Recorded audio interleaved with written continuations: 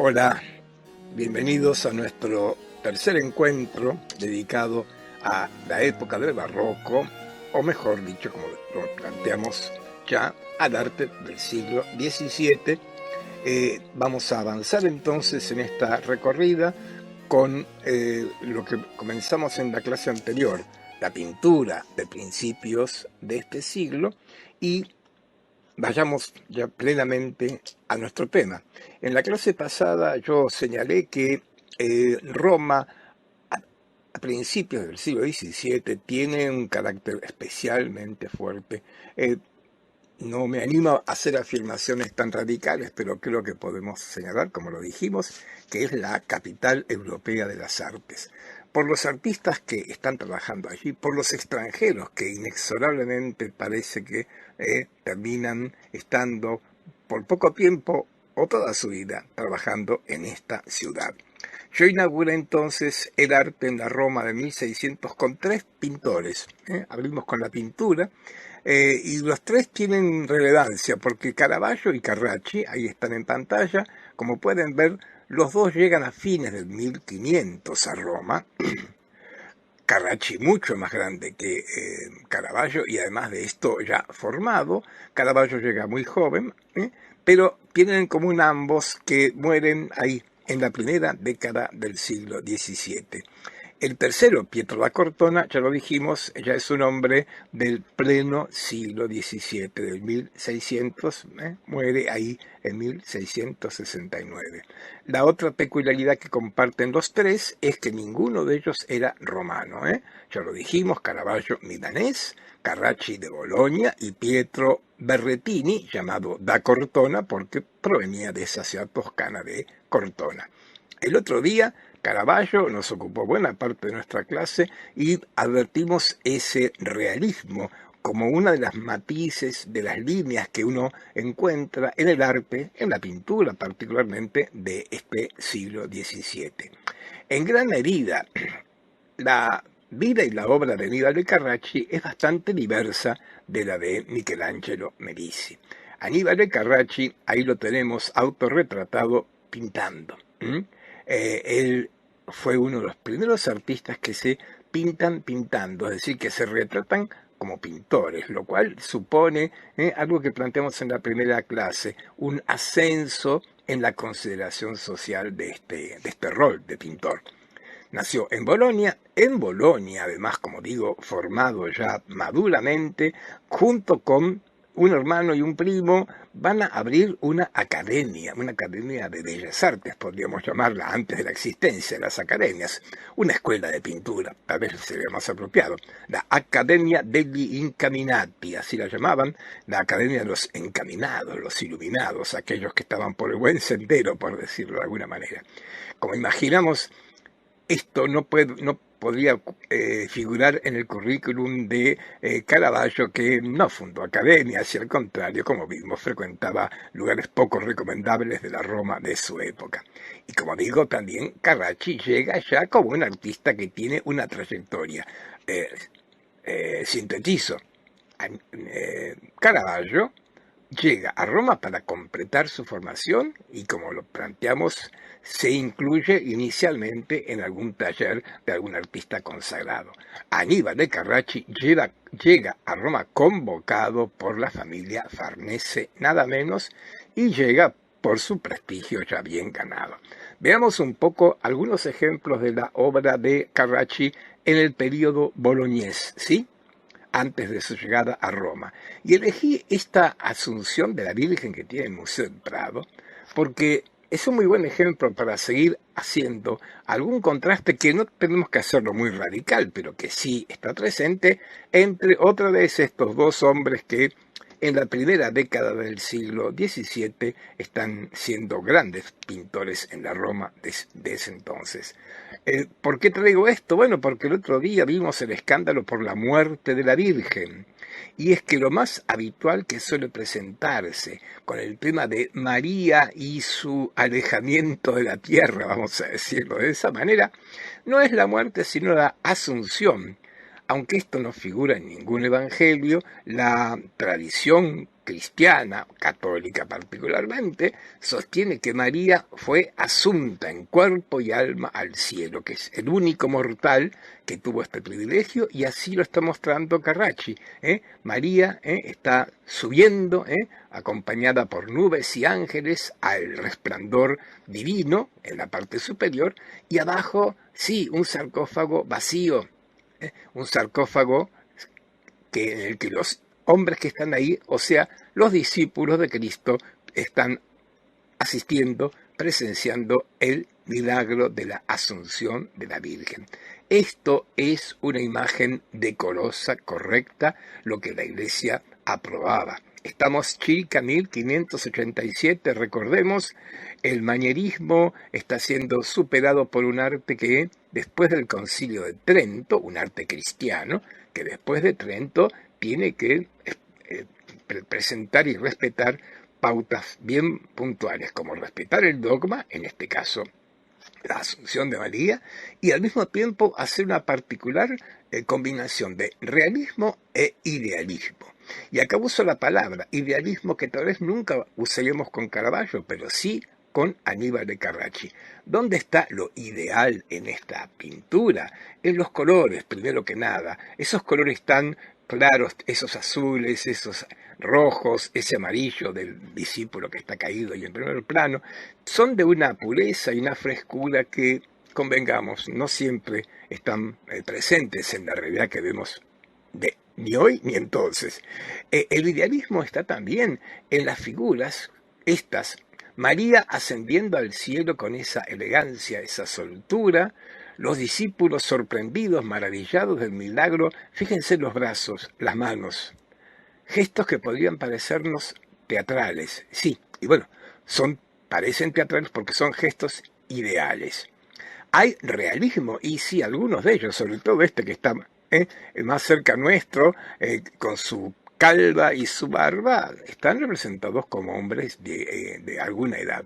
Esto es bien importante, porque como digo, va a permitir que veamos la diferencia que se da entre la pintura de Carracci y la de Caravaggio.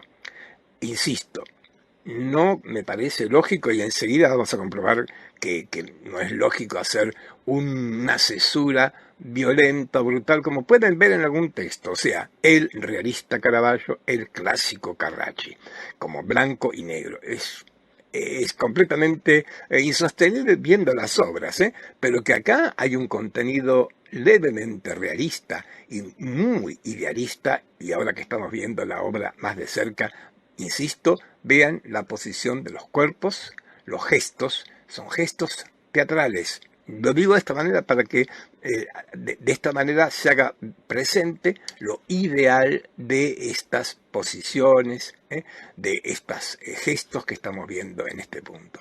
Sí, tiene mucho de idealismo y por lo tanto de algún cierto clasicismo. Soy prudente con esto porque por los mismos tiempos en que Aníbal de Carracci en Bolonia pinta esta Asunción de la Virgen, pinta también a este hombre comiendo porotos. Y me parece que en este caso la palabra y el adjetivo realismo le convienen absolutamente. Porque acá sí, como lo vimos con Caravaggio, dentro de un matiz propio, pero acá como con Caravaggio estamos frente a una escena de género. La definimos, dijimos, gente común haciendo cosas comunes. Un hombre anónimo, por las ropas, por ese sombrero de paja y demás, imaginamos un campesino, un hombre de la clase popular, de los sectores bajos de la sociedad, comiendo comida popular, porotos, comida de pueblo, claro, Y entonces, ¿dónde está el clasicismo y el idealismo? Acá, como ven, muy limitado. Quiero decir con esto que el componente realista en la obra de Carracci tampoco es menor. Y como lo dijimos ya desde la primera clase, no podemos establecer así barreras impermeables entre estas líneas que estuvimos señalando, clasicismo, realismo, exuberancia, porque los grandes pintores, los grandes artistas suelen ofrecernos obras que un poco escapan a encerrarlas en una categoría. Agregaré algo más. que me parece importante, porque uno se olvida. Piensen los colores que vimos recién en la Asunción. Vean estos colores. Aníbal de Carracci, pintando a un hombre de pueblo, usa colores simples. Me animaría a decir colores pobres.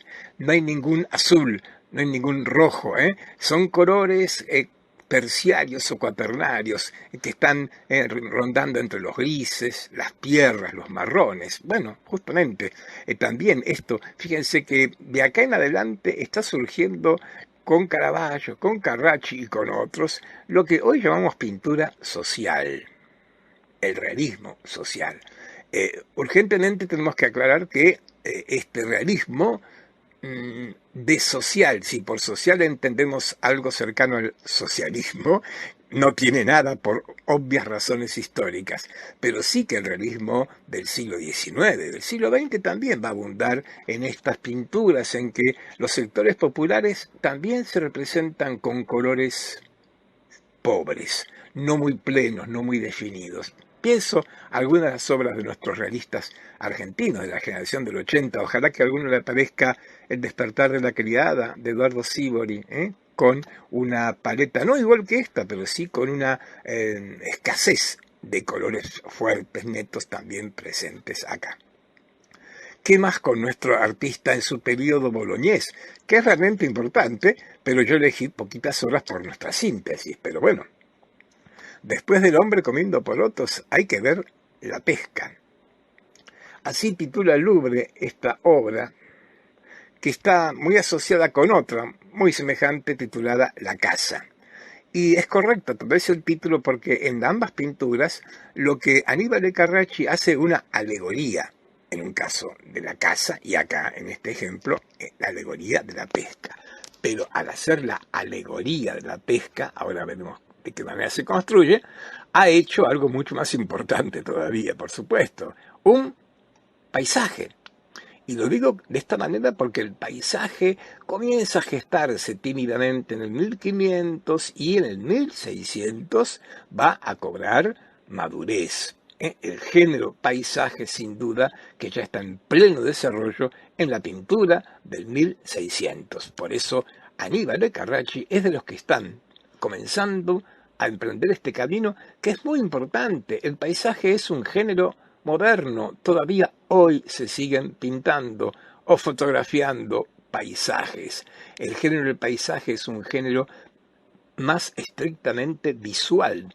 El género del paisaje no requiere un relato, una historia bíblica o mitológica, sino que es algo que agrada y entusiasma a la vista.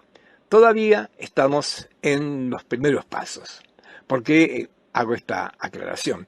Porque acá, como decíamos, esto es una alegoría, y por ser una alegoría, en realidad no es un paisaje de algún lugar concreto y ubicable en la tierra, en Roma, en Bolonia. Es un paisaje ideal, inventado por el artista con distintos elementos que tomó de la realidad, obviamente, los árboles, las montañas, etc.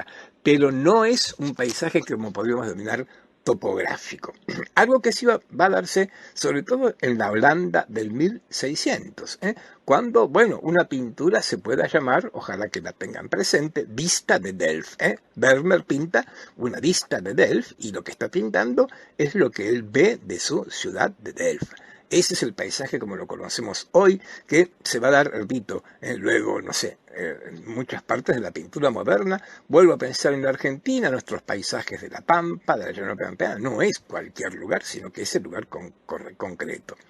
Y justamente este es un paisaje ideal porque, como decía, el objetivo central de la iconografía de la obra es una alegoría. Y entonces lo que hace acá, en el marco de este paisaje, en primer plano, Carracci coloca distintas figuras que podemos ir leyendo de izquierda hacia la derecha, que están vinculadas con el arte de la pesca. Desde los que están limpiando pescados en la costa, los que sobre un bote están oficiando la pesca, como los que están más atrás con la red, hasta finalmente llegar aquí a la derecha, en que un pescador le está vendiendo pescados a una pareja muy elegantemente vestida. Veamos acá esto.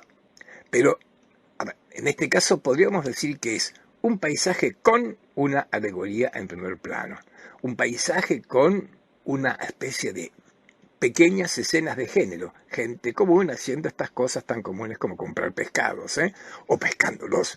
Pero en cualquier caso, el paisaje está presente, fíjense, esas nubes, el estudio de la atmósfera, la lejanía marcada por esa perspectiva atmosférica, que son lo que constituyen los puntos de partida, puntos de arranque del paisaje como género moderno, que repito, importa porque todavía está vivo, lo cual no es poca cosa.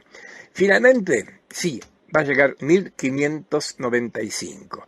Y este hombre, que está en la plenitud de su carrera y que tiene mucho prestigio, su prestigio llega a Roma y llega a la familia Farnese. Los Farnese tienen un papa en la Ciudad del Vaticano, en San Pedro. Y tal vez por esto pueden terminar este espléndido palazzo, como lo estamos viendo acá, en el cual, como ven, Michelangelo participó, ahí por el 1500, claro. Es uno de los palacios romanos más bellos que de alguna manera continúan la línea de los palacios que con algunos de ustedes vimos, recordarán Florencia, Palazzo Medici Riccardi, el palacio florentino, el almohadillado, los 3 pisos, el piano nobile como destacado, con en este caso un balcón. Hoy el Palazzo Farnese es la Embajada de Francia en Roma, dicho sea de paso, y su interés fundamental es sin duda la arquitectura, pero ante todo es lo que va a pintar allí dentro del Annibale Carracci.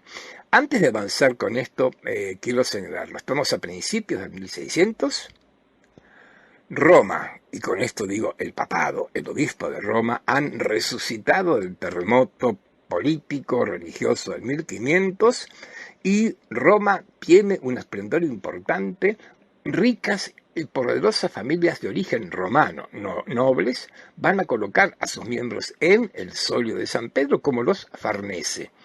Esto explica que haya todo un resurgimiento artístico muy fuerte, ante todo empujado por el Papa, pero también justamente por esta, digamos, fuerza que están teniendo, una gran reivindicación de lo romano. Es muy curioso cómo aparece Roma y el Imperio Romano en el 1600 tan distinto de lo que pasaba en el Medioevo. Voy a buscar imágenes para seguir con este concepto que estoy planteando acá. La imagen que preciso es esta. Esta es la Galería Farnese. Es uno de los salones principales de este palazzo, en el que la familia Farnese conservaba, guardaba y exponía su colección de mármoles antiguos. Es lo que menos nos puede importar hoy, pero fíjense, en los muros, a derecha e izquierda, hay nichos y hay esculturas. Y esto era un tesoro valiosísimo, porque, repito, ahora Roma y el papado van a reivindicar muy fuerte la cultura clásica. Ustedes dirán, bueno, sí, el Renacimiento lo venía haciendo. Claro, lo notable es que acá no tanto se reivindica el estilo clásico, sino la idea y el concepto de la antigüedad, y sobre todo la antigüedad romana. Como dije, hay un giro interesante porque durante casi toda la Edad Media y aún durante el Renacimiento, el Imperio Romano había ocupado el lugar del perverso perseguidor de los cristianos, los mártires sacrificados por la crueldad de muchos emperadores. En cambio, ahora en el 1600, los papas comienzan a reivindicar su carácter de casi herederos y continuadores de la gloria del Imperio Romano.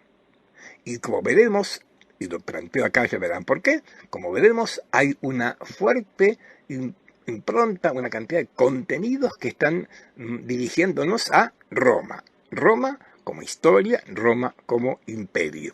En este caso, en primer lugar, sí, porque todos los frescos que están aquí son frescos con temas tomados de un clásico de la literatura romana. Me refiero a Ovidio. Volveremos con él.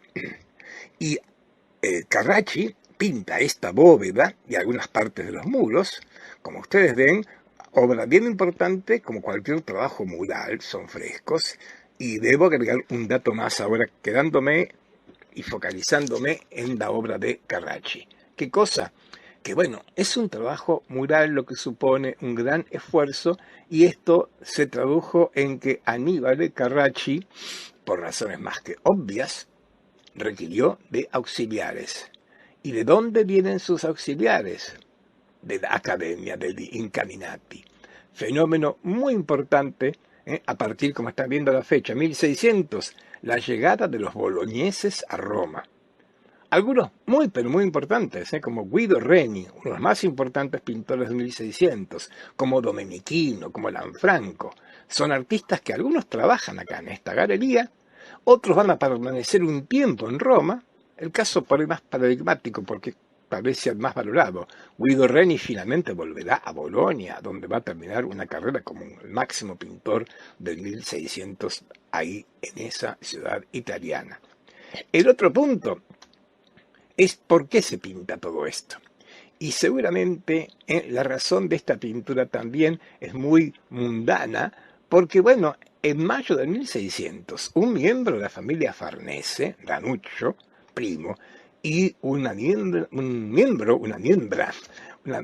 personalidad de la familia Aldobrandini, otra gran familia nobiliaria romana, toman boda, se casan. Y seguramente fue con motivo de este casamiento que se le encarga a Aníbal Carracci hacer una serie de pinturas con los amores de los dioses, el amor. Y acá estoy colocando en pantalla, no el único, pero el principal referente bibliográfico literario de estas pinturas. Me refiero a las Metamorfosis de Ovidio. Miren, elegí a propósito esta imagen, esta portada, porque lo que están viendo es una versión italiana, no en latín. Ovidio, a ver, un importantísimo poeta, escritor romano, que escribe obviamente en latín, estas historias que narran los amores de los dioses literalmente, de cómo los dioses se metamorfosean de distintas maneras para amar a los mortales.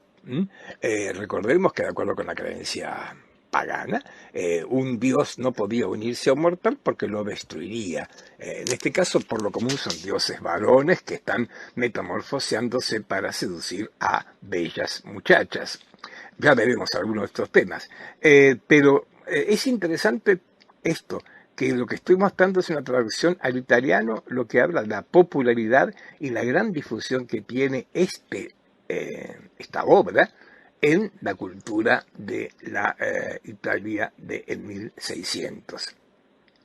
Y junto con esto decir que son amores de dioses contados por un romano.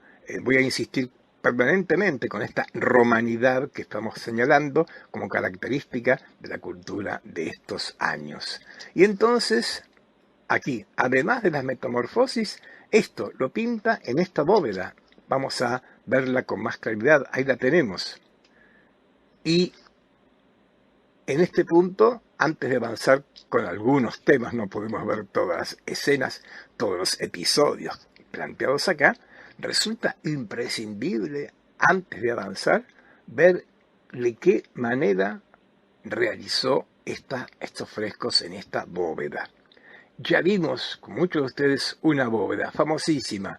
Bueno, esta es la segunda que estamos viendo en la cual que se aplica y bueno, el mismo procedimiento que Miguel Ángel en la Sistina. Recordarán el quadro riportato o quadri riportati, es decir, establecer en la bóveda una serie de recuadros en los que el artista pinta escenas que son como si fuera un cuadro pegado.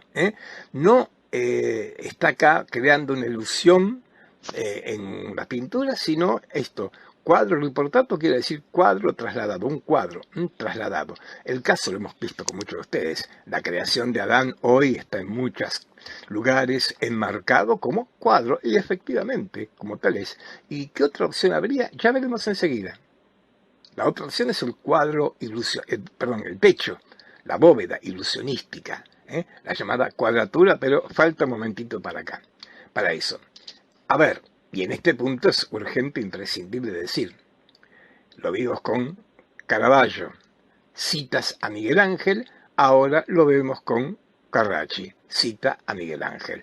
Este es otro punto que tienen en común con distintos caminos, pero que ambos están un poco refiriéndose al arte del alto Renacimiento. Como lo vimos con Caravaggio, a su manera Carracci también acá, y no solo acá. A ver, voy a mostrar solamente algunos de estos recuadros, estos quadri riportati. En el lugar central está Baco y Ariadna, que enseguida lo veremos. A un lado, a la izquierda, Pan y Diana, que cuenta, esto no está tomado de las Metamorfosis de Ovidio, no, está tomado de las Geórgicas de Virgilio, otro importantísimo poeta romano.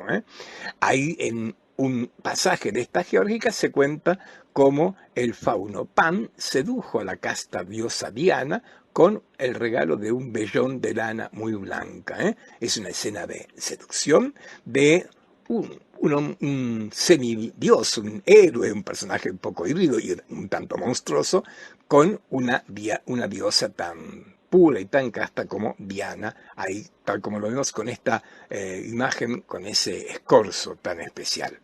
En el centro, y es el centro de toda la decoración, está representado el triunfo de Baco y Ariadna.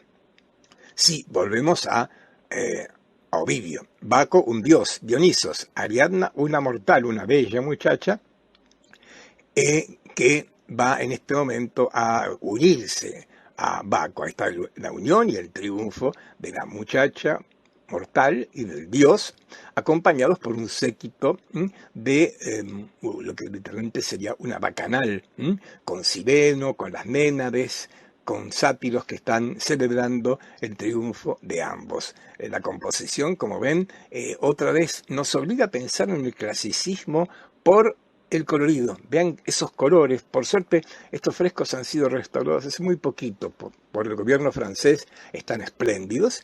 Y estamos viendo esos colores tan plenos, tan limpios, que son parte de la idealización. Ni hablar de las anatomías.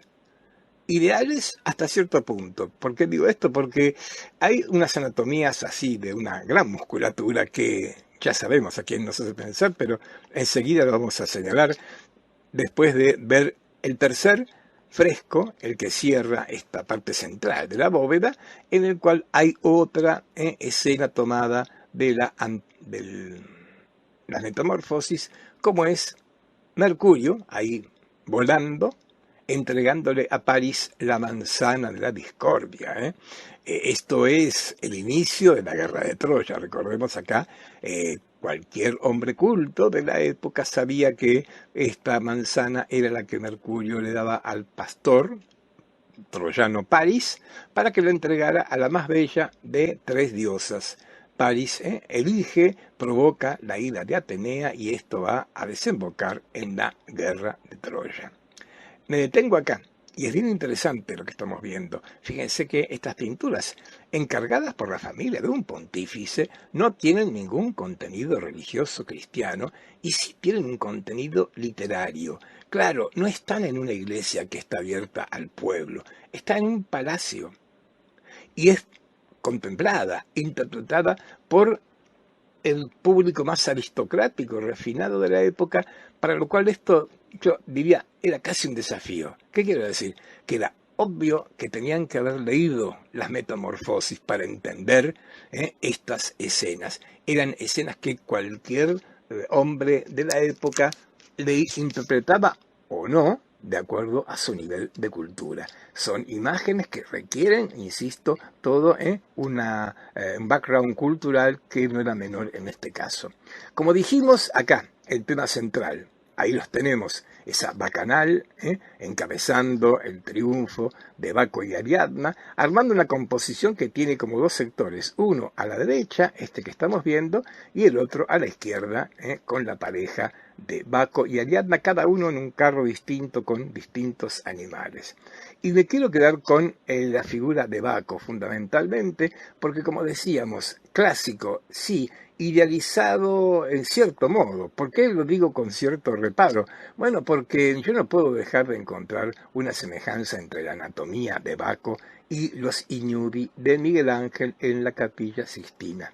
Otra vez Miguel Ángel aparece. El cuerpo de Baco no es el cuerpo de un esbelto adolescente, sino de un hombre de una musculatura plena, fuerte, como uno encuentra en estos desnudos que Miguel Ángel pintó en la Sistina y que obviamente Carracci conocía sobradamente. Desnudos que uno vuelve a reencontrar, y ahora sí, a partir de Carracci, en un muchacho que por estos años, como dijimos, estaba en Roma, me refiero a Rubens. Los desnudos de Rubens, elegí este porque me parece más claro, son así exuberantes, sí, son muy barrocos en el sentido del barroco exuberante, sí, y no dejan de tener relación con estas figuras que pinta acá Aníbal de Carracci. Y mucho más cercano a todo esto, miren, vayamos a Gian Lorenzo Bernini y a la Fuente de los Ríos. Ahí tenemos uno de los 4 ríos en esta fuente que, como ven, tiene tanta cercanía anatómica con este fresco de Aníbal de Carracci. A ver, y entonces alguien dirá, pero entonces esto es de un barroco clasicista, tiene exuberancia barroca, todo eso. Como lo dijimos, perdón por ser reiterativo, no estamos hablando de ámbitos artísticos que son impermeables, sino que están trabajando y enriqueciendo justamente mucho cada una de estas pinturas y esculturas. Sigo con un detalle de la Galería Farnese, en que Aníbal de Carracci imita un medallón de bronce con el óxido verde y nos muestra otro episodio de las metamorfosis. Zeus convertido, metamorfoseado en un toro para raptar a la bella Europa. Lo ven ahí en ese círculo. Pero lo traigo no por esto, sino por algo más relevante. Lo traigo por esos 2 muchachos. ¿Los ven? 2 Iñudi. No están contando la historia, la están acompañando. Y ya, sí, acá la cercanía con Michelangelo es muchísimo más fuerte. También, como en la Sistina, en Galería Farnese, Carracci coloca estos Iñudi, con una diferencia que me parece que es bien importante. En muchos aspectos, un montón de cercanías. Están desnudos, tienen una musculatura amplia, plena, no están protagonizando ninguna acción, pero los de Carracci, véanlos, se están mirando. Y esto no es menor, porque creo que los Iñudi de Miguel Ángel, concentrados, aislados, metidos en sí mismo, están encarnando algo que tiene que ver con toda la estética de este artista. En cambio, el barroco es menos complejo, si ustedes quieren, menos filosófico que Miguel Ángel, y estos muchachos no dejan de tener este costado realista. ¿Por qué digo realista? Porque estos muchachos no están solamente decorando de manera abstracta esa pintura, sino que están en diálogo, están reconociendo la existencia uno del otro, y eso poco, pero no es irrelevante, le da una marca de un cierto realismo. Y esto es el matiz que está aportando Carracci, por supuesto, y su época. Dejamos esta importantísima galería, pero quiero mostrar algunas otras obras que Carracci hace en estos años romanos, como por ejemplo esto. Paisaje con la fuga a Egipto. Está datado circa 1603. Y bueno, recién con la pesca lo hemos visto, y ahora mucho más. La galería Doria Pamphili, que es la que lo posee, la llama Paisaje con la fuga a Egipto. Y en este caso sí, ya estamos frente a un paisaje, no hay una alegoría. A lo más acá hay una narración. ¿Cuál es? La fuga a Egipto, que ocupa un porcentaje mínimo al lado de un paisaje que está ocupando todo el espacio pictórico, y por eso es absolutamente lógico hablar de paisaje en este caso. Y ahora sí, lo dijimos con la pesca mucho más fuerte acá, un paisaje clásico, que es lo que inaugura Aníbal de Carracci. Clásico, ¿por qué? Por ideal. Lo que estamos viendo no es ningún lugar concreto, es lo que muchos llaman paisaje compuesto. ¿En qué sentido compuesto? Compuesto porque es obvio que Carracci tuvo que hacer apuntes, dibujos de árboles, de montañas, de ríos, de arroyos, de pastores con ovejas, todo lo que está mostrando acá. Todo eso lo reunió acá en esta pintura, en la cual sobrevive todavía algo de la tradición más anterior, la tradición de 1400, 1500, me refiero a lo religioso, me refiero al relato, a contar algo. ¿Qué se cuenta acá? La fuga a Egipto. Lógicamente que en un paisaje contemporáneo no van a estar, como vemos acá, ni la Virgen María, con el niño, ni el burro, ni San José, sino que esto es un paisaje con ese contenido narrativo. Esto es bien característico de esta pintura del sur de Italia. Ojalá que recuerden cuando yo compartí con algunos de ustedes la definición de cuadro que hacía León Battista Alberti, y él decía que trazaba un cuadrángulo en su lugar de trabajo, en su papel, en su tabla, que le servía de ventana desde la cual se ve la historia. Y estas pinturas con historias que cuentan, por ejemplo, la fuga a Egipto, son bien características del paisaje del sur de Europa. Lo que llamamos paisaje clásico. Paisaje con un soporte narrativo, sea bíblico como este o mitológico, como ya veremos algún otro ejemplo. Lo ampliamos para advertir que también es un paisaje clásico porque es un paisaje ideal. ¿En qué sentido esto es ideal? Porque representa este espacio abierto en pleno mediodía con una luz transparente, no hay ninguna tormenta, ni tampoco es nocturno, claro, hay una luz que ilumina amablemente todo. Las figuras, incluyendo la Sagrada Familia, pero las figuras que están, los pastores, el hombre de la barca que está un poco más atrás, están haciendo su tarea en un estado de armonía y de equilibrio hombre-naturaleza. Esto es clásico, armonía.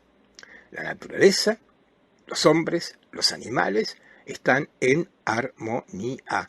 Y el tipo de topografía que imagina Carracci, como pueden ver, es una topografía que podría ser los alrededores de Roma en el sentido de colinas, de leves ondulaciones. A la lejanía aparecen montañas, pero también la topografía es una topografía ideal por ser una topografía amable y, como están viendo también, nos va guiando desde el primer plano hasta el fondo a partir de contrastes de claro, oscuro, claro, oscuro.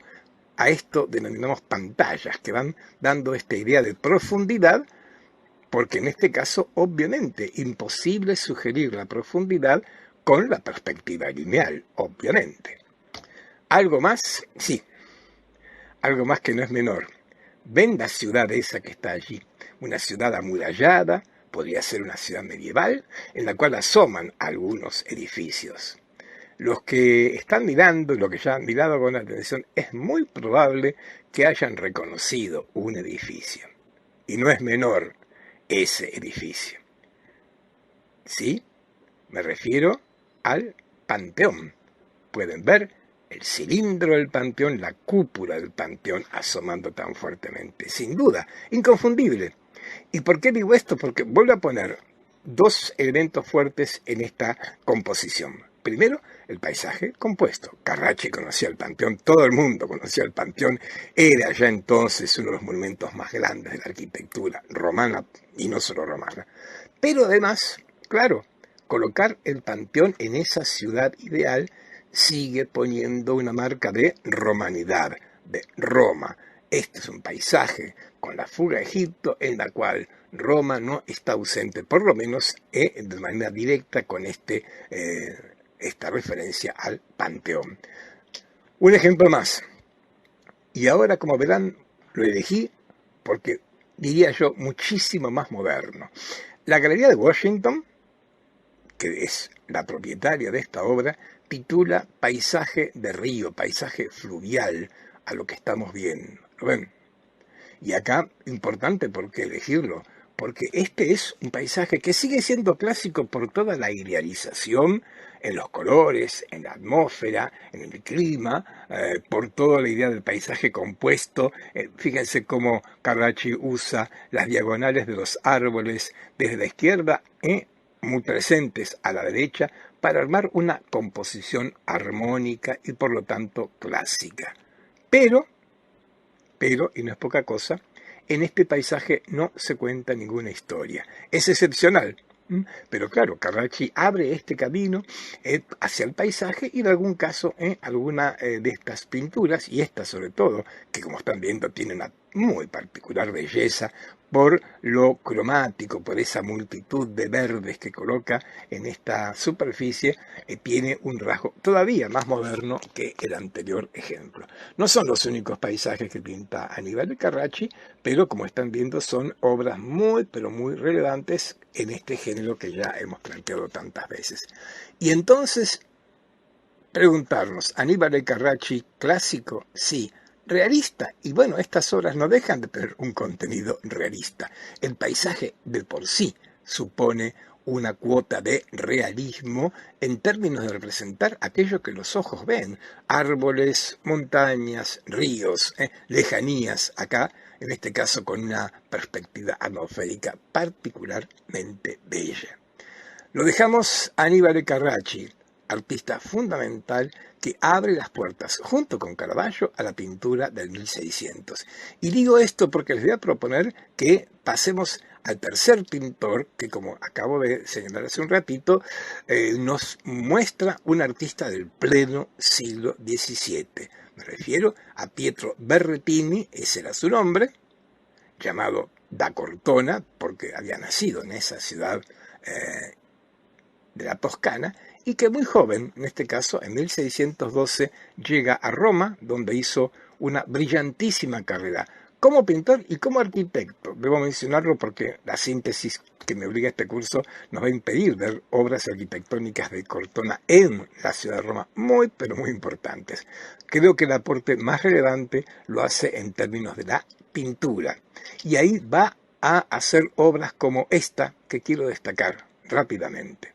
Esta pintura está datada en 1626, como ven, 26-28, quiero decir, cuando ya Caravaggio, cuando Carracci han desaparecido, y Pietro da Cortona es el pintor más valorado de la Roma de su época, y hace esta obra que otra vez nos vuelve a presentar los vínculos de la pintura del 1600 con el Renacimiento clásico. Título muy largo, elegí esto porque lo describe plenamente para identificar lo que está pasando acá. En principio, la Virgen y el Niño los ven en el centro, en un trono, elevados, acompañados de izquierda a derecha por Santiago, Santiago Apóstol. Luego, San Juan Bautista, lo ven ahí, con su especie de cruz elevada en el brazo. Luego, más hacia la derecha, el Papa San Esteban, y finalmente, la imagen de San Francisco de Asís lo identifican por su hábito. Lo que estamos viendo acá es una variante iconográfica muy presente en la pintura del Renacimiento, justamente, por eso vale la pena plantearla, que se denomina Sacra Conversazione. Ahí lo tenemos. Hasta el propio nombre de Sacra Conversazione tiene resonancias renacentistas. ¿Por qué? Bueno, porque en la literatura clásica, Virgilio, Horacio, las églogas pastoriles son conversaciones. Estoy pensando Garcilaso de la Vega, la famosa égloga, el dulce lamentar de los pastores. La conversación es un casi subgénero literario muy presente en la literatura clásica y que de alguna manera se traduce en términos religiosos en estas obras que presentan esto. ¿Qué es esto? Presentan a la Virgen María y al Niño, generalmente son ellos los protagonistas centrales, que están siendo adorados por figuras que no están narrando ningún episodio. Quiero decir, ni Santiago Apóstol, ni el Evangelista, ni el Papa San Esteban, ni San Francisco eran contemporáneos. No están viviendo un episodio, un acontecimiento, no. Están en una justamente sacra conversazione. Están orando, conversando de temas religiosos, obviamente, por este milagro. Este género o subgénero de la iconografía cristiana, católica, que es muy fuerte. Fíjense que aún hoy podía estar esto en una iglesia. Esto es imagen devocional, imagen que representa una Virgen dulce y tierna, un niño Jesús juguetón, figuras que están en oración, son las que la Iglesia Católica está justamente aprobando como imágenes que, insisto, no son solo religiosas, sino además devocionales. Esto podría estar en cualquier iglesia, aún hoy, podría estar en cualquier iglesia católica en un altar ofreciéndose para la oración de los fieles. Sacra Conversazione, que me detengo un segundo porque es un subgénero muy interesante y que nos remite al fin del medioevo. Miren, le voy a un ejemplo del siglo XIV. Esto es un típico políptico del gótico italiano, en la que en 5 tablas distintas se representa en el centro la Virgen María, rodeada por otras 4 tablas que representan acá San Francisco y San Juan Bautista. Lo ven San Juan descalzo, con un papel en la mano. Y a la derecha, a San Juan el Evangelista y a San Antonio de Padua. 2 franciscanos a ambos lados y 2 Juanes también. Bueno, esto era el esquema del fin del medioevo, en el cual, claro, el realismo no era relevante y cada figura estaba ahí aislada en ese marco arquitectónico. Con el Renacimiento, y acá la traigo a Fra Angelico, empieza a surgir, ahora sí, la Sacra Conversazione. ¿Por qué? Desaparecen las tablas, desaparece ese límite arquitectónico que veíamos recién, y entonces las distintas figuras, que también acá, como ven acá, hay 3 santos dominicos, por su hábito blanco y negro. El otro personaje con la capa rosa es San Pedro. Están todos reunidos en torno a la Virgen María. Acá tenemos ya la Sacra Conversazione en sus primeros episodios, una obra pintada 200 años antes del ejemplo que acabamos de ver, fíjense, 1423, por nada menos que Fra Angelico, ahí en la Toscana. Y para cerrar esta recorrida de antecedentes a la obra de Pietro da Cortona, irnos a fines del 1400 a la obra de uno de los grandes maestros del Alto Renacimiento. Del Renacimiento clásico me refiero al veneciano Giovanni Bellini, con esta Pala di San Giove, es decir, un altar de un retablo de San Giove, pero que como tema representa una Sacra Conversazione. Otra vez, la Virgen, el Niño en un trono, acompañados de distintas figuras de santos. Podemos ver a San Francisco de Asís a la izquierda, y otros santos, como San Sebastián, con las flechas atravesando su cuerpo, a la derecha, armando esta Sacra Conversazione. Este es un, insisto, subgénero bastante abundante y que no es casual que algún pintor del 1600, como nuestro Pietro da Cortona, esté retomando en este momento con esta muy particular composición, en la cual otra vez yo diría clasicismo, realismo y una cierta teatralidad en los gestos, que son teatrales y son ideales. Vean las manos de San Juan el Bautista, por ejemplo, y obviamente una habilidad y una voluntad de representar las distintas texturas, las telas, quiero decir con esto, un componente no menor de realismo, aunque el realismo no está en ningún caso cercano a esas imágenes un tanto brutales que Caravaggio había elaborado en su momento. Pintura devocional. Una más. A ver, estamos en Roma. Pietro da Cortona pinta en Roma, luego el arte religioso es bien protagonista en este momento.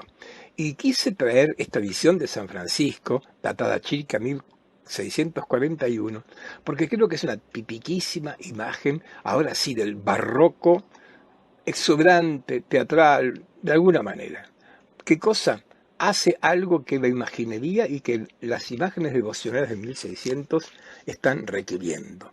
¿Qué cosa? Representar el milagro, pero con componentes realistas para hacerlo verosímil, lógicamente.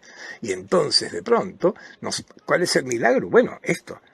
A San Francisco de Asís se le aparece la Virgen y el Niño entre nubes y ángeles. Milagro. Nosotros lo vemos y somos testigos de ese milagro.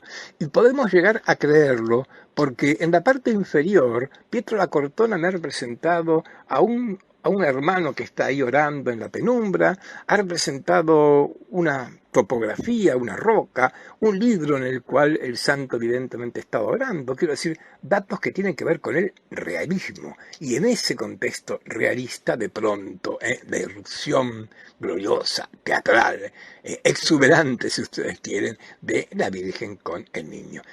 Este es un ejemplo bastante característico de esto. A ver, ¿qué cosa? El barroco, ya hemos visto, apunta, y ustedes por ahí leyeron el texto de Giulio Carlo Argan, son la retórica, apunta a conmovernos, a conmocionarnos, a persuadirnos. Bueno, la Iglesia Católica, entre otras necesidades, tiene que persuadirnos, convencernos de los milagros, por ejemplo acá, en que somos testigos del milagro. Veremos que esto es un tema que no va a ser la última vez que veamos estas imágenes que nos ponen como espectadores de ese acontecimiento digno de ser visto, el miraculum, el milagro. Pero dejamos todo esto y pasemos a otra pintura. Como vemos, Pietro da Cortona, grandísimo artista, no solamente hizo pintura religiosa, también hizo pintura de temática clásica, antigua, mitológica, o mejor, romana, porque este episodio que ahí está titulado El rapto de las Sabinas es un episodio en la historia de Roma.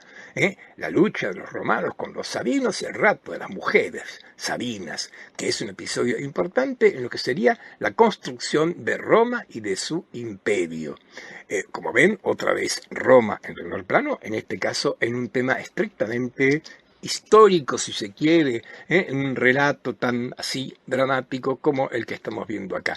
El rapto de las Sabinas es, insisto, un tema muy romano y, como ustedes están imaginando, está en el contexto de lo que planteamos también con Carracci, la romanidad que está tan presente en estos años.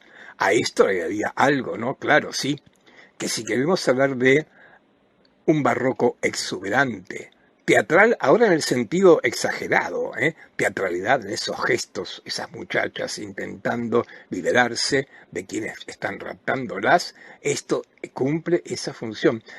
Pietro da Cortona, entre las tres líneas que yo marqué, realismo, clasicismo, exuberancia, sin duda es el que cumple mejor este espacio o esta estética exuberante del barroco teatral, a veces exagerado, como estas muchachas intentando librarse de sus raptores, con un tema, el rapto, que también pone en primer plano algo que también planteamos en la primera clase, el contraste hombre-mujer, raptor, raptado, romanos, sabinos, tema que tiene tanta relevancia, y estamos ahí por 1629. Bueno, me animo a decirlo porque en breve vamos a compartir obra de ¿quién? De Gian Lorenzo Bernini, y Pietro da Cortona tiene muchos puntos en común con Gian Lorenzo Bernini, ambos tal vez expresen mejor que nadie ese barroco exuberante teatral de la Roma del 1600. Esta Roma en la que después de un Papa Farnese tiene ahora un Papa Barberini, Urbano VIII nada menos, diría uno de los papas más importantes desde el punto de vista artístico y cultural que está activo en esta Roma del siglo XVII. Ahí lo tenemos, a Maffeo Barberini, que entre 1623 y el 44, 21 años, lo que no es poco tiempo, fue papa con el nombre de Urbano VIII. Hizo mucha obra en su papado. Todavía circula por Roma hoy mismo ese dicho así popular que más o menos traducido al español dice que lo que no hicieron los bárbaros en Roma, lo hicieron los Barberini, haciendo un juego de palabras entre bárbaros y Barberini. ¿Y por qué? Porque los Barberini, Urbano VIII sobre todo, intervino muchísimo en Roma. Allí donde ustedes hayan visto en Roma un escudo con abejitas, Barberini. Ya los vamos a ver enseguida. Y acá, miren quiénes están presentes. Carlo Maderno pueden no conocerlo, pero seguro conocen a Francesco Borromini y acabamos de nombrar a Gian Lorenzo Bernini. Ellos tres intervienen como arquitectos en este muy importante palacio, que tiene un lugar espléndido y privilegiado que es el gran salón de Palazzo Barberini. En este gran salón de Palazzo Barberini, Urbano VIII convoca, claro, al pintor más relevante de su época, Pietro da Cortona. ¿Para qué? Para pintar la bóveda, lo están viendo. Ahí esa muchacha que está mirando hacia arriba hace lo que debemos hacer en ese espacio, meternos en esa bóveda pintada que, como la que había pintado hacía unos cuantos años en Mantua Mantegna, no está aplicando el principio del cuadro riportato, sino del ilusionismo, para usar el término francés, trompe-l'œil. Trompe-l'œil, la traducción en español, trampantojo, es muy fea como palabra, pero es aquellas pinturas que nos hacen ver lo que no hay, que nos crean una ilusión. En términos específicos de la pintura de techos, a esto se lo denomina cuadratura, un tipo de pintura donde la perspectiva, ideando muy claro en el pequeño detalle de Mantegna, la perspectiva crea la ilusión de que no hay techo, o de que el techo es diferente de cómo en realidad lo es en principio. Y entonces veamos la pintura. Vuelvo con la foto anterior, la amplío y ver eso. Ese amontonamiento de figuras, esa gran cantidad de formas, de gestos, de acciones. Esto es el barroco exuberante, sin duda. Esto es el barroco en el sentido más habitual de la palabra, como algo excesivo, como algo hasta confuso, que cuesta trabajo entender qué es lo que sucede. Ahí tienen un muy buen ejemplo. Sí, esto. Lo que ha pintado acá Pietro da Cortona es una obra con una iconografía muy particular, que enseguida vamos a titular. Pero por ahora veámosla. Es complicado mostrarlo en pantalla por el formato horizontal que tiene la obra. Pero elegí ponerla así, de esta manera. Ahora la voy girando. Y acompañarla con, si no el título, la definición de la iconografía que nos está ofreciendo. A ver, más de 2 renglones. El triunfo de la divina providencia y el cumplimiento de sus fines a través del poder espiritual y temporal del papado en tiempos de Urbano VIII. Muy largo, pero es tan largo el título como la complejidad de toda esta imagen. En principio, pintura de techos, y permítanme que me detenga un segundo acá, porque vimos en el Renacimiento la bóveda de la Capilla Sixtina.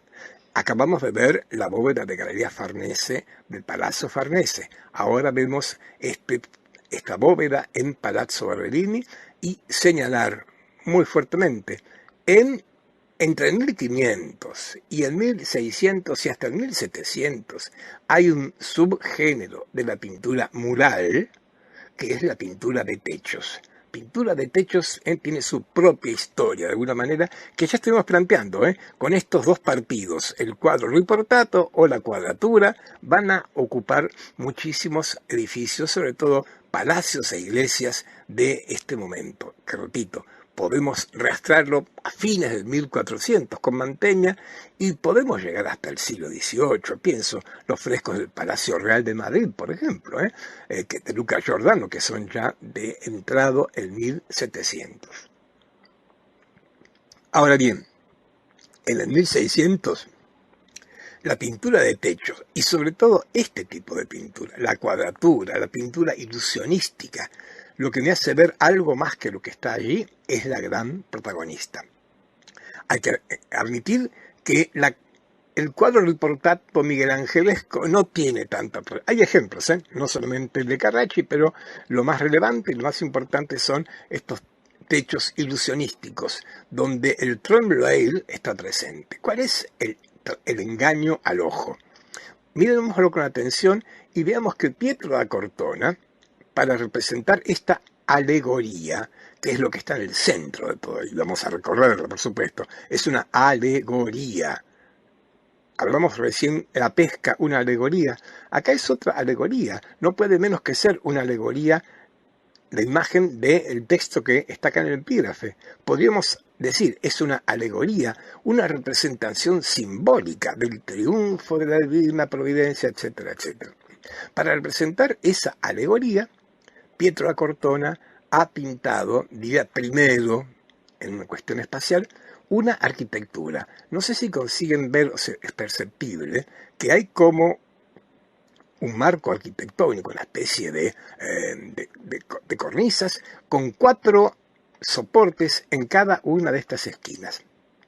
Es como si se tratara de una arquitectura allí, y una vez pintada esta arquitectura, el artista se encarga de superarla, de desbordarla, de que esté desbordada por una multitud de personajes, que son los que están acá, que tienen como tema central, como dije, esta alegoría, pero hay otros temas también laterales que no podemos ocuparnos de ellos. Y entonces veamos cómo comienza todo esto, ¿eh? Ahí tal vez puedan ver mejor la arquitectura, lo que está pintado en grisalla, esa arquitectura que está siendo superada, ¿eh?, por estas figuras que sobresalen de esa especie de ventana, que sería como una claraboya, podríamos decir, un hueco en el techo.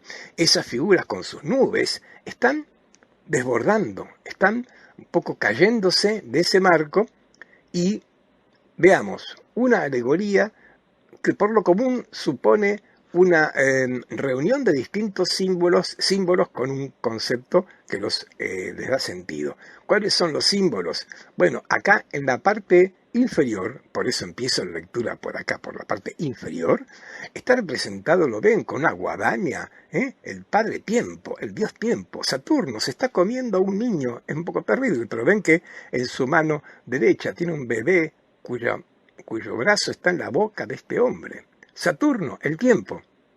A la derecha, unas muchachas que están hilando.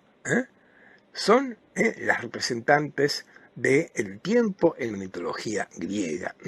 Están ahí hilando el hilo del tiempo. En cualquier caso, la unión de estas figuras está simbolizando el tiempo. ¿Y qué pasa con el tiempo? El tiempo está cayéndose.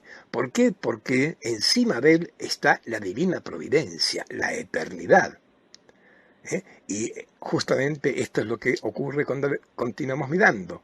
Una imagen gloriosa, luminosa, no oscura, que está desplazando, como digo, a las figuras que simbolizan el tiempo por la eternidad, y la divina providencia, ahora de ella se trata, con su mano derecha está enviando una corona de estrellas, ¿lo ven? Esa corona de estrellas es el triunfo de la familia Barberini. Ahí tenemos las 3 abejitas Barberini. Es el escudo de la familia Barberini, pero de la familia con un papa, porque además de las abejitas de la familia, hay las 2 llaves de San Pedro, que lo identifican como escudo pontificio.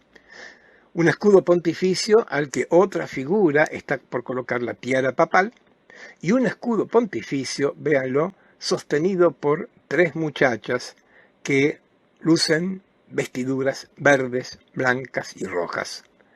El verde de la esperanza, el blanco de la fe, el rojo de la caridad, las 3 virtudes teologales. Y entonces con esta suma de símbolos se está poniendo este tema del triunfo de la divina providencia ante el papado de Urbano VIII. Además de todo, como estamos viendo, el fresco, la bóveda, está puesta al servicio de glorificar el poder de un hombre en concreto, de un papa, Urbano VIII.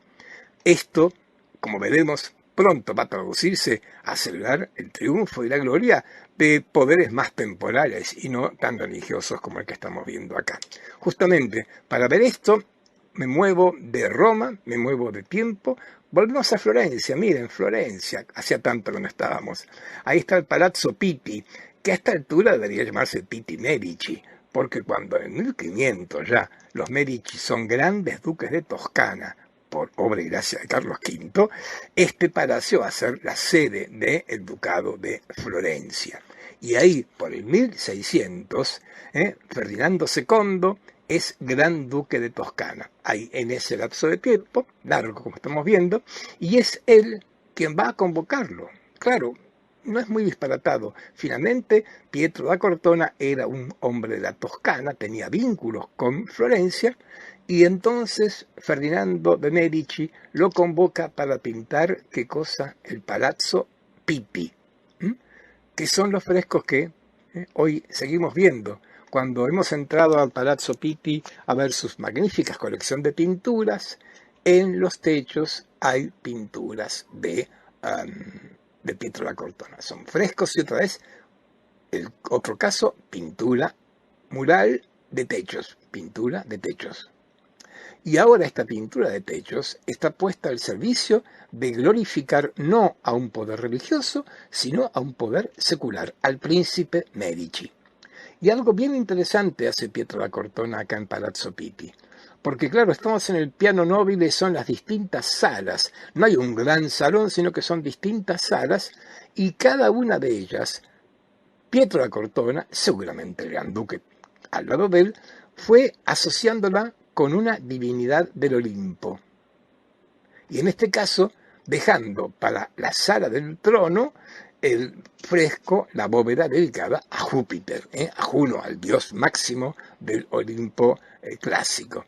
Acá estamos en la sala de Marte, y como en todas las salas no podemos ver todas, ahí vemos ahora no hay orejitas, sino las bolas del escudo Medici, y en todas ellas, en cada una de ellas, al estar asociada con un dios de la antigüedad, es el príncipe que está asociado. En la sala de Marte, el príncipe, que sería la figura que está guerreando ahí a la izquierda, la pueden ver, con una lanza derrotando a un enemigo.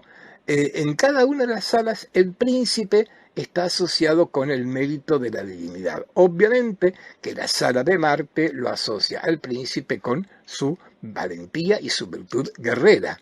Así como en la siguiente sala, que es la de Venus, la de Venere, la de Afrodita, el príncipe, ahí lo tenemos raptado por Palas Atenea para ser protagonista del amor. Es el príncipe en el cual tiene su iniciación amorosa en este punto, y como decíamos, finalmente la sala del trono es la sala de Jove, de Júpiter. Allí el príncipe está llevado a la presencia de Júpiter, justamente porque está en la sala más importante, la del trono, y asocia al príncipe con Júpiter, bastante obvio, ¿no? Estos frescos son muy importantes, estamos siguiendo en la línea de la cuadratura, del Tromloel, pero aparte tienen un valor agregado no menor. Esto que se pinta entre 1642 y 44 fue visto poco después de ser terminado por un pintor francés, Charles Le Brun, que viaja a Roma como tantos, que viaja a Italia como tantos. Charles Le Brun recorre Palazzo Pitti, ve este ciclo de bóvedas de techos pintados, y de vuelta a Francia, cuando lo convoque el rey de Francia entonces, Luis XIV, y tenga que pintar en el Palacio de Versalles, va a hacer un planteo iconográfico semejante. Ya lo veremos. El matiz no menor es que Luis XIV no se asocia con Júpiter, sino con Apolo, porque Luis XIV, ya lo sabemos, es el rey Sol, y el Sol en la mitología antigua está encarnado por Apolo. La sala del trono en Versalles es la sala de Apolo, como aquí en Palazzo Pitti la de Jove, la de Júpiter, es también la del trono. Dejamos la obra de Pietro da Cortona, pero como están viendo, la pintura de techos tiene, y lo dije y lo reitero, un muy fuerte protagonismo, razón por la cual les propongo que, dejado a Pietro da Cortona, sigamos en Roma para ver este edificio, que es la primera y no la última vez que nos va a ocupar. Lo que estamos viendo es la fachada de Giacomo della Porta de la iglesia o la Chiesa del Gesù. Repito, vamos a volver con este edificio por su relevancia arquitectónica, porque esta es la iglesia madre de la Compañía de Jesús, nada menos. Hemos insistido tantas veces en la importancia de los jesuitas en este proceso. Bueno, esta es el San Pedro de los jesuitas, esto es el centro de la Compañía de Jesús, con lo cual, como podemos imaginar, en muchos sentidos, también en lo artístico, este edificio es muy importante. Pero por ahora, en el desentiendo de su arquitectura, vamos a entrar para ver lo que pasa en las bóvedas. Bóvedas que, como veremos, se decoraron posteriormente a la obra arquitectónica, como siempre ocurre. Veámoslo mejor así y advirtamos que allí, en esa bóveda, Giovan Battista Gaudí hizo otra decoración, otra pintura de cuadro riportato, de Trom Loeil. Vamos a seguir viéndola, pero ¿están viendo las nubes y las sombras que proyectan sobre la bóveda, sobre esos muros dorados? ¿Dónde está el límite entre la arquitectura, la pintura y la escultura? Acá, con la adoración del nombre de Jesús, fíjense la fecha, ya viene entrado en 1600, Giovanni Battista Gaudí hace uno de los efectos más impactantes de el Trom Loeil. Esto, el ilusionismo. Lo vimos a esta altura un poco modestamente, con nuestra visión de San Francisco frente a la Virgen María, testigos del milagro. Ahora somos testigos de otro prodigio. De pronto, la bóveda de la iglesia está siendo un poco invadida por un resplandor que tiene las tres letras, el monograma jesuítico, IHS, iluminando todo, iluminando a quienes lo están adorando, justamente el nombre de Jesús, y por su fuerza están desbordando los límites. Gaudí ha hecho una arquitectura, ahí podemos ver, y esto sin duda tiene volumen, tiene tercera dimensión, y de pronto por encima de ese marco que abre esa ventana hacia el cielo, aparecen figuras, nubes que están desbordadas, que están saliendo. Yo insisto en esas nubes, hay que mirar con mucha atención y adivinar qué será lo pintado, qué será lo arquitectónico y hasta qué es lo escultórico.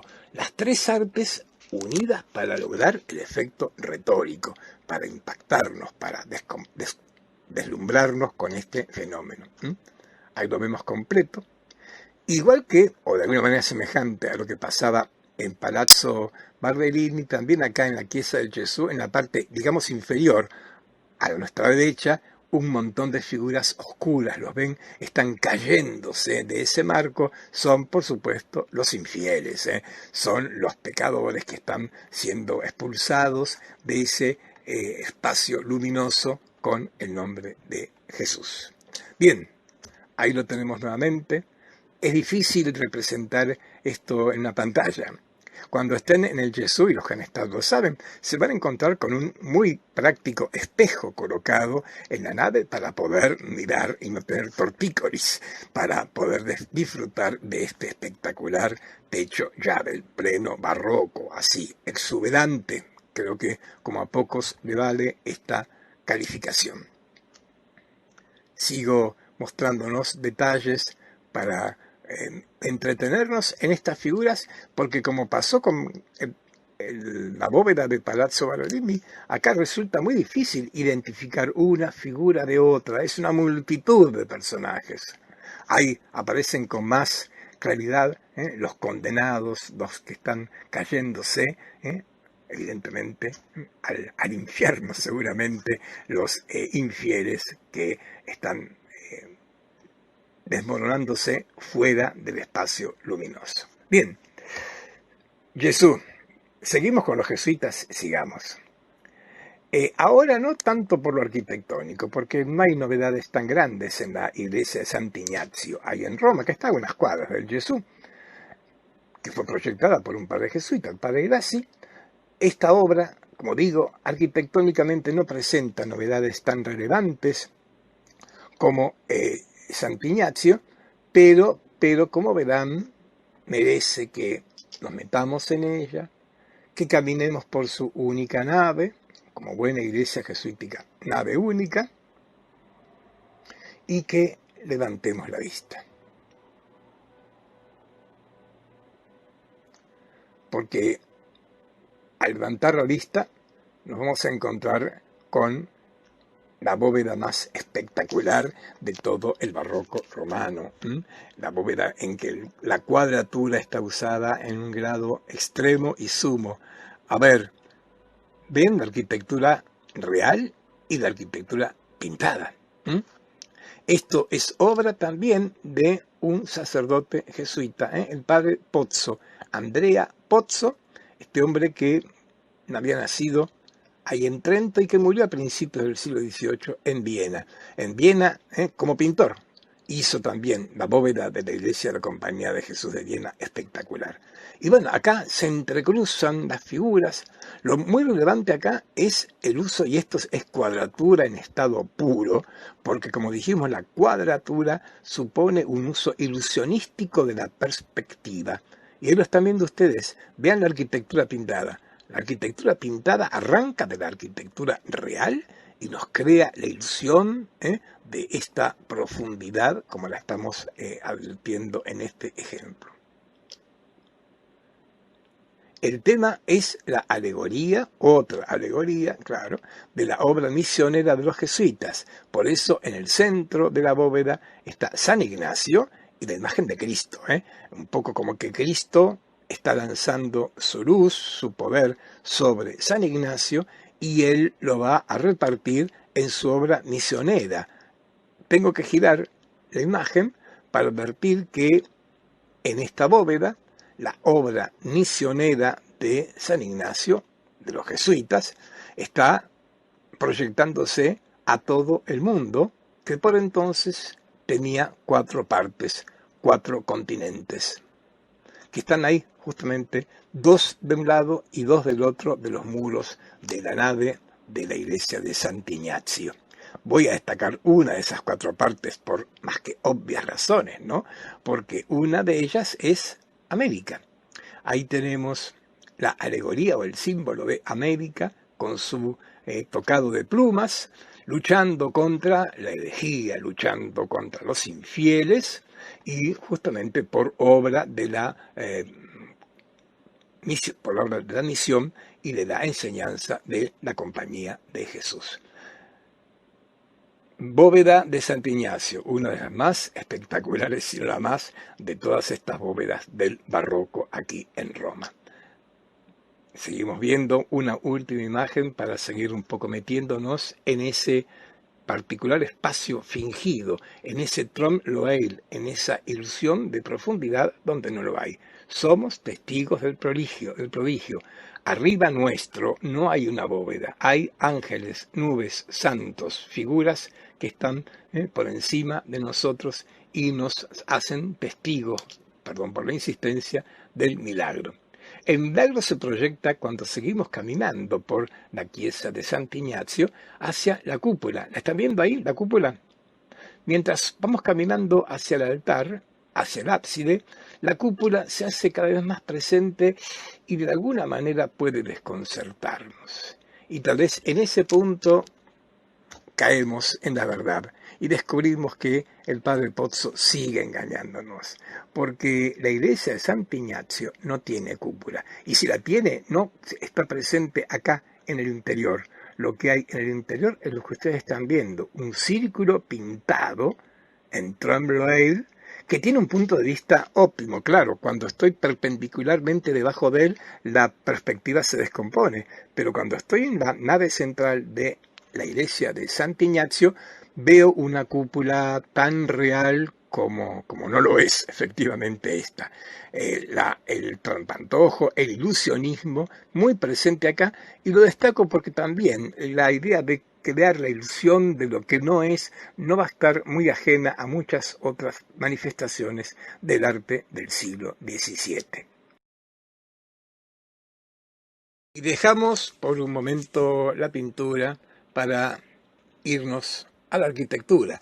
Vamos a seguir en la ciudad de Roma, por supuesto, pero, como digo, la arquitectura va a ocuparnos en los próximos encuentros. Estamos cerrando este de hoy y presento lo que va a abrir la clase próxima. Me refiero a este edificio tan importante en aspectos religiosos, simbólicos, pero que no deja de tener un gran atractivo arquitectónico. Ahí lo tienen. Me refiero a la Basílica de San Pedro, que para nosotros nos va a servir para establecer el vínculo entre el Renacimiento y el Barroco. Justamente al presentar esta basílica vamos a tener que nombrar, y esto es justicia hacerlo, al más grande arquitecto del pleno Renacimiento, que fue Donato Bramante. Fíjense, con Bramante me voy al 1500, un hombre prácticamente contemporáneo de Leonardo y compañero de él en muchos aspectos, que justamente cuando el duque de Mantua sea prisionero de el duque de Milán sea prisionero de los franceses, va a irse a Roma y ahí va a trabajar nada menos que para el Papa Julio II. Él le va a encargar justamente proyectar la nueva Basílica de San Pedro. Estamos viendo, Bramante murió en 1514, con lo cual hizo los primeros pasos de esta basílica, que va a comenzar por entonces y va a ser terminada recién a mediados del siglo XVII. Por eso va a ser un tema extremadamente interesante recorrer este proceso, como decíamos, que va del Alto Renacimiento Bramante hasta culminar, podríamos decir, Maderno, Bernini, a mediados del XVII, o sea, en pleno barroco. Por ahora dejamos este tema abierto, como decía, para retomarlo en la clase próxima.